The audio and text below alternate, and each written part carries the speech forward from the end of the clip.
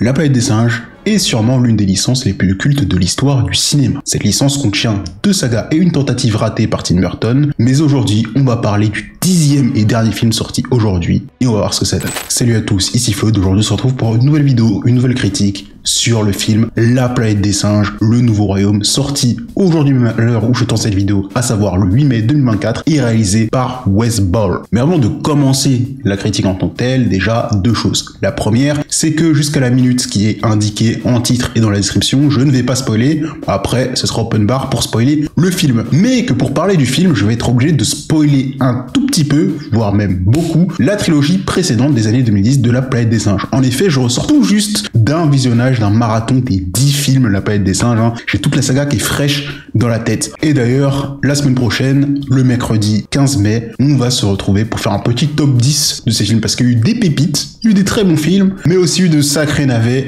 il faudrait qu'on en reparle. Maintenant que tout cela est dit, La planète des singes, le nouveau royaume, de quoi ça parle ?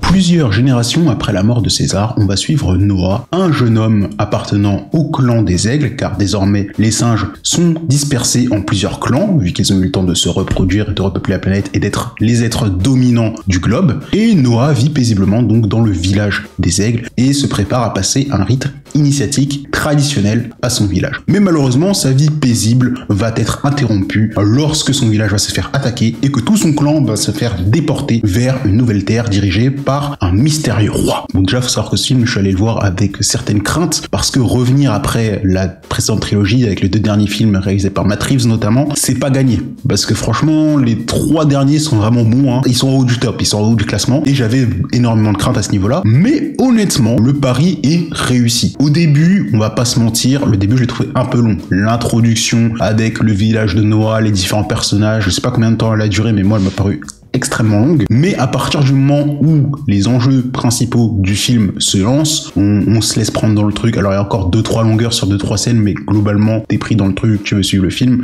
Puis surtout moi, je ressors d'un marathon de 10 films La planète des singes, donc faut se dire que j'en avais un peu marre des films, même si ça reste des films qualitatifs et que je les aime bien, je l'avais un peu marre, et pourtant j'ai quand même passé un bon moment. Le personnage de Noah, ce qui est intéressant avec lui, c'est que pour la première fois depuis pas mal de films, on suit un random, parce que là, pour vous dire, la trilogie Planète des singes, on suit César, à savoir le premier singe intelligent qui peut tout faire, qui est super intelligent, etc.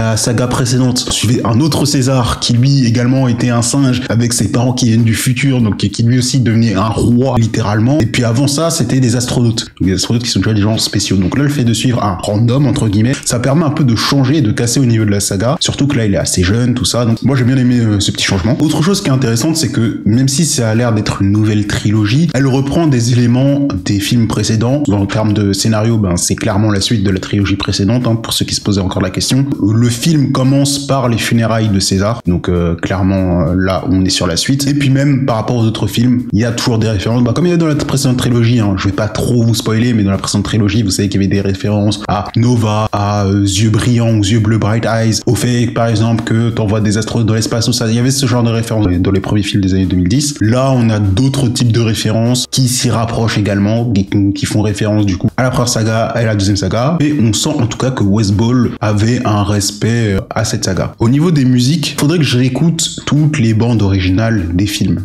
pour décider quel film a la meilleure BO, mais là c'est peut-être l'une de mes préférées parce qu'elle remixe pas mal de thèmes des différents films, des 9 films précédents. T'as des thèmes des premiers films avec Charlton Heston, t'as des thèmes qui sont repris avec le thème de Michael Giacchino, d'ailleurs il faudrait que je vérifie qui est le compositeur de ce film. Je trouve que les musiques arrivent pile au bon moment, il y a eu un bon travail à ce niveau-là. Autre chose, les effets spéciaux, alors bon, moi j'ai un peu du mal en vrai avec les nouveaux singes en CGI, techniquement c'est réussi, je peux pas faire mieux je pense, mais le début, surtout le début, t'as aucun humain, rien. T'as vraiment l'impression de voir une cinématique de PlayStation 5. Après, à mon avis, on peut pas faire mieux en termes de CGI. C'est juste que j'ai pris du temps un peu à rentrer dans le film et à m'attacher aux personnages physiquement parce que j'avais l'impression de voir des personnages de jeux vidéo tout simplement. Après, à partir d'un moment dans le film, ça commence à s'estomper, vraiment commencer à m'attacher aux personnages de manière physique, on va dire. Donc on s'y fait vite. Autre chose que j'ai aimé aussi par rapport au lien, par rapport au film précédent, c'est l'héritage de César. L'héritage de César est utilisé d'une très bonne façon dans le film. On a un antagoniste qui est lié à César, on a des alliés qui sont liés à César, sans trop en faire en fait. César, on dit qu'il était là, on dit que c'était d'un grand monsieur au niveau de la planète des singes, parce que oui, c'est le premier singe intelligent, c'est lui qui les a un peu conduits à la terre promise, c'est lui qui a permis aux singes de se libérer, etc. Mais on n'en fait pas des caisses, son héritage reste quand même présent, le personnage de César, il continuera du coup à peser sur cette nouvelle trilogie, et je trouve que ce qu'ils en ont fait est plutôt pas mal. Ça c'est pour la partie sans spoiler, comme ça je le trouve quand même le film moins bon que les 3 films précédents, mais il reste regardable, il reste quand même appréciable. Si vous avez rien à faire, ou même si vous êtes intéressé par la saga de Planète des Singes, vous allez passer un bon moment, le film est plutôt bien, on est investi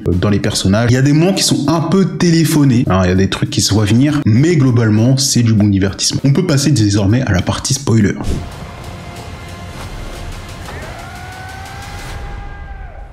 Alors je disais en partie sans spoiler justement que le début je le trouvais un peu long, je parle notamment du truc avec l'œuf. Dès que j'ai vu l'œuf, je savais qu'il allait se casser d'une façon ou d'une autre. Donc je me suis dit il va certainement y avoir un délire avec le fait que l'œuf va se casser. Et ça c'était dès le moment où t'as Noah et ses 2 amis qui vont chercher l'œuf. Là direct tu te dis ok il va se casser, t'attends que ça arrive, il va au village, il va voir sa mère, il va voir son père, il parle avec ses amis, et tu sais que l'œuf va se casser, tu sais qu'il va se casser, mais ils te le font traîner le truc en longueur. Après encore une fois, à partir du moment où il part à la recherche de l'œuf tout seul et qu'il tombe du coup sur le clan de Proximus, c'est vraiment là que le film démarre et c'est vraiment là que le film devient intéressant. Au niveau des personnages, moi je veux parler un peu du personnage de May. Alors le fait qu'il y ait des personnages humains qui sont encore intelligents et doués de parole, j'ai trouvé ça bizarre au début. Alors honnêtement, j'avais une théorie au début du film, je me suis dit oh là ils vont pas nous la faire, elle est pas habillée comme les primitifs qu'on a dans les premiers films ou comme les primitifs qu'on voyait dans le film. À partir du moment où tu commences à voir d'autres humains, tu vois des humains primitifs. Je me suis dit ok, donc le délire c'est que elle c'est une astronaute et qu'elle est arrivée comme ça, un peu comme le personnage Charlton Heston à Sir Taylor ou comme Brent ou comme le personnage de Mark Wahlberg. Mais pas du tout, ils ont préféré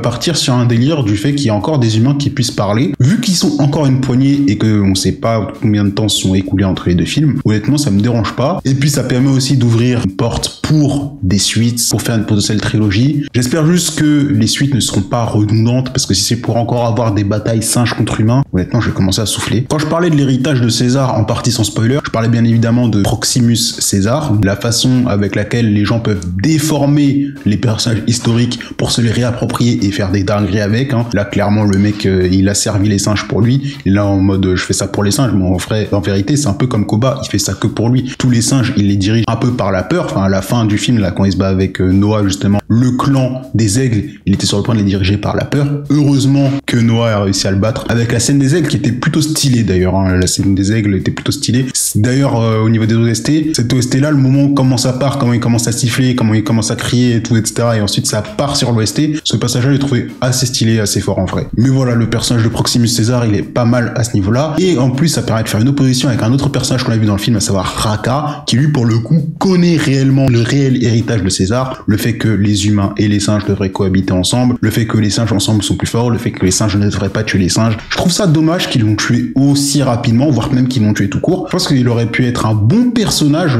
à suivre au cours de toute la trilogie. Et pour revenir également sur le personnage de May, alors comme j'ai dit au départ je pensais que c'était une astronaute, au final elle a son propre peuple d'humains, mais le personnage il est pas trop apprécié. Alors certes on comprend un peu ses agissements, on comprend qu'elle soit craintive, mais les espèces de petits coups de Trafalgar qu'elle met à Noah à chaque fois, alors que Noah tu vois clairement que je peux lui faire confiance, j'ai pas trop apprécié, surtout la dernière scène où on la voit, elle est clairement dans sa tête, elle se dit peut-être je vais le buter avec mon gun. Là je me dis ok là elle abuse, et j'espère que c'est pas elle qu'on va suivre dans la suite, parce que j'ai l'impression que ça va être elle le personnage humain principal pendant les 3 films. Donc j'aurais bien aimé qu'il fasse un peu comme les autres films, les films précédents, où chaque film avait son humain. Là j'ai l'impression que ça va être elle l'humaine principale, et vu que le personnage je l'apprécie pas trop, bon ça me donne pas envie quoi. Qu'espérer pour de potentielles suites? Alors là on voit du coup qu'à la fin du film t'as le groupe de May qui arrive à communiquer avec d'autres groupes d'humains. Est-ce qu'ils vont se regrouper? Est-ce qu'ils vont essayer de créer un virus anti-singe? On va voir ce que ça donne. Comme je l'ai dit, le film franchement il est bien, mais je suis pas trop hypé pour la suite, je suis même plutôt craintif pour la suite. Alors j'espère vraiment que le film va me mettre une baffe, que les suites vont me mettre une baffe. Là, je me suis beaucoup répété, donc je pense qu'on peut s'arrêter ici pour la critique. Rendez-vous du coup la semaine prochaine pour le top 10 des films La Planète des Singes. Et moi, je vous dis à la prochaine pour la prochaine vidéo. Allez, salut.